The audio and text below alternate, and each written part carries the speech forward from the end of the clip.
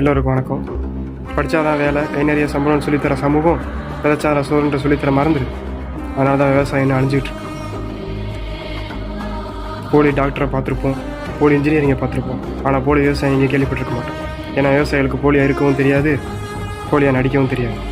விவசாயம் காப்போம். நன்றி.